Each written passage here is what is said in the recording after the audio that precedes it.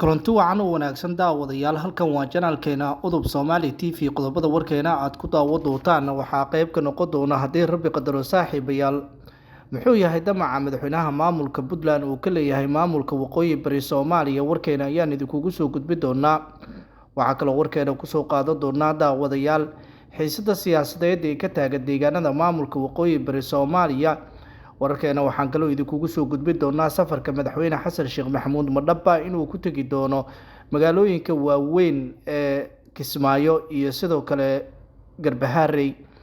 wararkaas iyo warar kale oo xiiso badan iyo daawadayaal warkeena ku soo qaadan doonaa iyo wararka kale oo xiisaha badan ee mucaaradka madasha samata bixinta daawada haddii aad channelkeena ku cusub tahay subscribe noo saar channelka like iyo share iyo comment waa dhakiina aan ku bilaawo qodobka ugu horeeya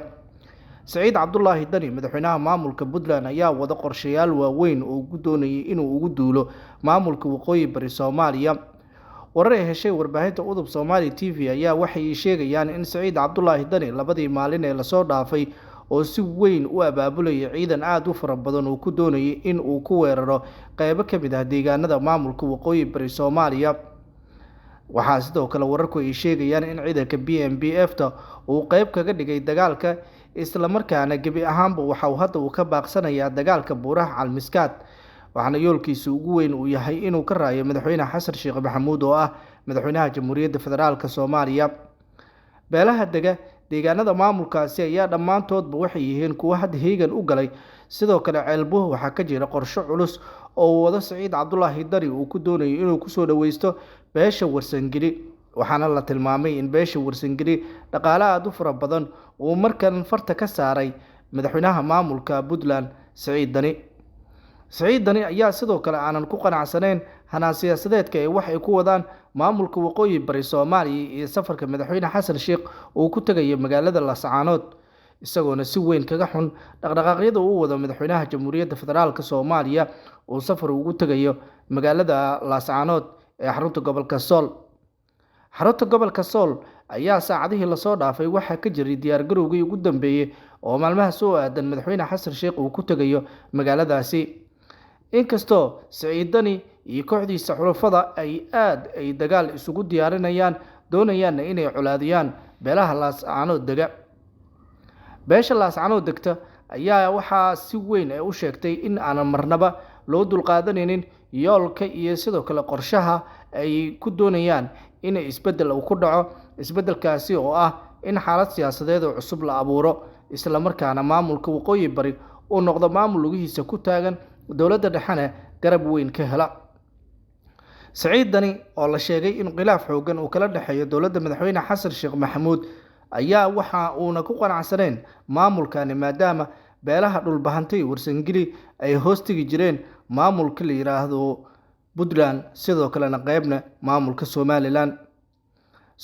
iyo Puntland ayaa hadda u biratumanaya colaad cusub oo ka dhacdo gobolada Waqooyi Bari waxaana yoolkooda ugu weyn uu yahay in dowladda dhexe go'aankeeda ay ka soo horjeestaan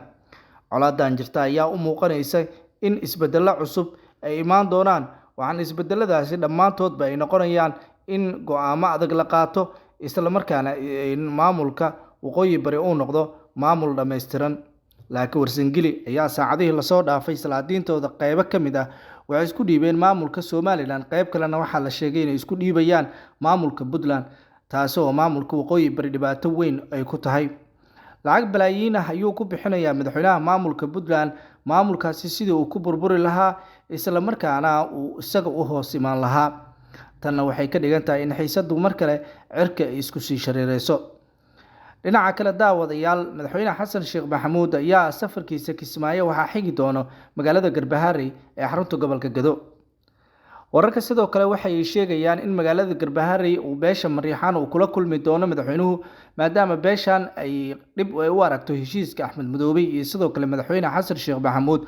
wararka sidoo kale waxay tibaaxayaan in Cabdirashiid Janan iyo madaxweyne xasan sheekh ay Garbaharey ku kulmi doonaan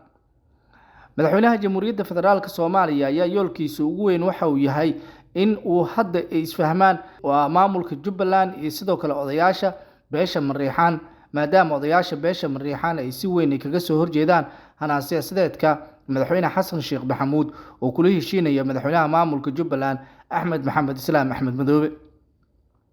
Axmed Madoobe ayaa ka mid ah shakhsiyaadka hadda culayska ugu xooggan la saarayo, isla markaana beelaha qaar ay si weyn uga soo horjeedaan hanaan siyaasadeedkiisa. Haddana wararka aan helnay ayaa waxay tibaaxayaan daawadayaal in madaxweynaha maamulka Jubbaland uu xitaa safarkaasi uu qayb ka noqon doono, kadibna uu la kulmi doono odayaasha beesha Mareexaan, laga dhanacsii doonana in Axmed Madoobe uu sii shaqaysto, isla markaana aan la hor istaagin wixii waqtigan ka dambeeyay Axmed Madoobe uu isdhiibi doono oo qof cusub oo imaan doono. beesha Mareexaan ayaa yoolkeeda ugu weyn uu yahay in ay kursiga ugu sareeyo Jubbaland hesho, maadaama ku-xigeenkeeda ay haysato oo Maxamuud Sayid Aadan uu yahay. Haddana wararka ayaa waxay tilmaamayaan in beeshan go'aankeeda gebi ahaanba uu yahay inay la dagaalamaan Axmed Madoobe, dagaalkuna ay kaga guuleystaan gobolka Gado, ayna ka saartaan oo iyaga kaliya ee gobolka Gado ay joogaan, cid kalena ayna soo faragelin.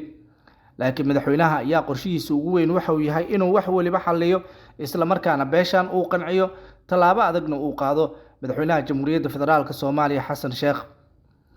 waxaa la wada sugayaa wax waliba siday isku bedeli doonaan go'aanka madaxweynaha iyo sidoo kale beeshan sida ugu dhaadhici doono isbedel inuu dhacay, inkastoo Janan hore uu sheegay in uusan marnaba dowladda Soomaaliya ula fariisan doonin, maadaama goorow looga yeeray Muqdisho loona sheegay inuu yimaado Muqdisho lana kulmayo taliyaha hay'adda nabad sugidda iyo sirdoonka qaranka Mahad Maxamed Salaad iyo sidoo kale saraakiisha kale ee ciidanka dowladda federaalka Soomaaliya. si la mid ah madaxa ugu sarreeya xukuumadda Soomaaliya Xamse Cabdi Barre ayaa uu la kulmi lahaa,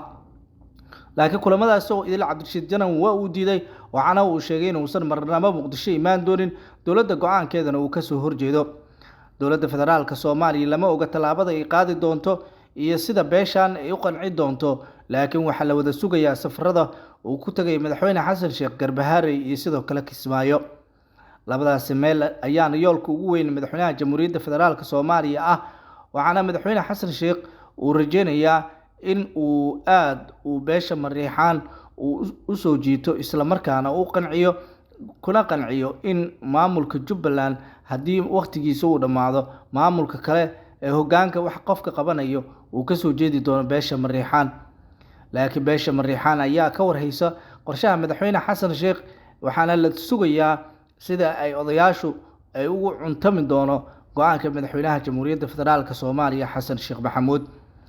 dhinaca kalena daawadayaal gulufkii ugu cuslaa ayaa ka soconaya gobolka Shabeellada Dhexe. saacadihii la soo dhaafay gobolka Shabeellada Dhexe waxaa ka socdo diyaargarowgii ugu dambeeyay ay wadaan ciidanka dowladda federaalka Soomaaliya iyo kuwa dadka deegaanka ee xaq u dirirka ah, waxaana yoolkooda ugu weyn uu yahay in ay la dagaalamaan maleeshiyada argagixisada Al-Shabaab ayna ka saaraan deegaano istiraatiiji ah.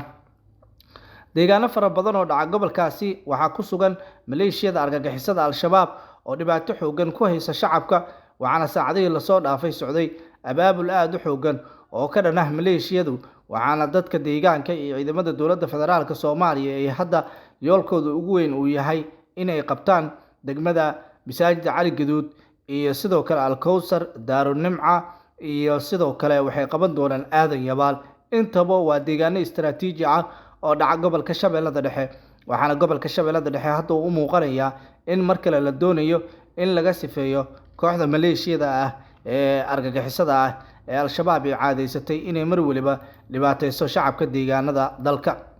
shacabka deegaanada dalka ayaa il gaar ah ku haya wax waliba siday isku bedeli doonaan iyo go'aan waliba sida loo qaadan doono. dowladda madaxweyne Xasan Sheekhna waxa ay sameyn doonto.